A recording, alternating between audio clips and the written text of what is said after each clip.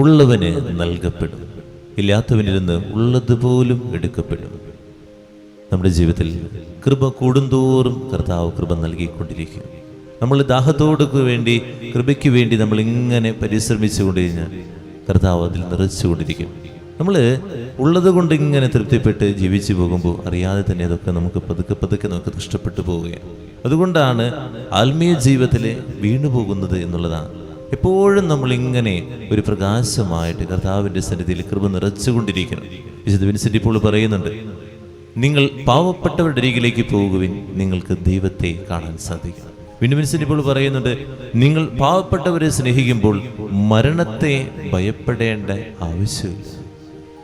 കാരണം പാവപ്പെട്ടവരെ സ്നേഹിക്കുമ്പോൾ ദൈവത്തെ തന്നെയാണ് സ്നേഹിക്കുന്നത്. ഇങ്ങനെ നമ്മുടെ ഉള്ളിലേക്ക് കൃപ നിറയ്ക്കാൻ നമുക്ക് സാധിക്കട്ടെ. കൃപയ്ക്ക് വേണ്ടി ഇങ്ങനെ ഓരോ ദിവസവും നമ്മൾ നിറച്ചുകൊണ്ടിരിക്കണം. കുറച്ചുണ്ട് ഒരു ജപമാല ചൊല്ലി നാളെ വേണോ എന്ന് നമ്മൾ ചിന്തിക്കുന്ന വ്യക്തികളായിട്ട് മാറും.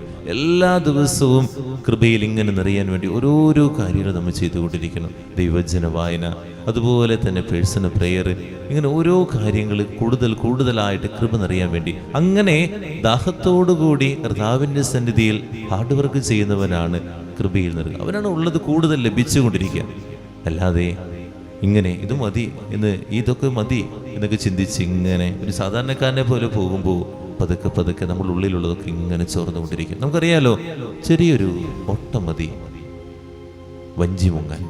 ഇതുപോലെ തന്നെയാണ് നമ്മുടെ ജീവിതത്തിൽ ചെറിയൊരു പാകപ്പിഴകൾ മതി നമ്മുടെ വഞ്ചി ജീവിതമാകുന്ന, ആത്മീയ ജീവിതമാകുന്ന ഈ വഞ്ചി മുങ്ങിപ്പോകാൻ. അതുകൊണ്ട് വഞ്ചി മുങ്ങാതിരിക്കാൻ കൃപ കൊണ്ട് നിറച്ചുകൊണ്ടിരിക്കുക. പ്രാർത്ഥിക്കാം.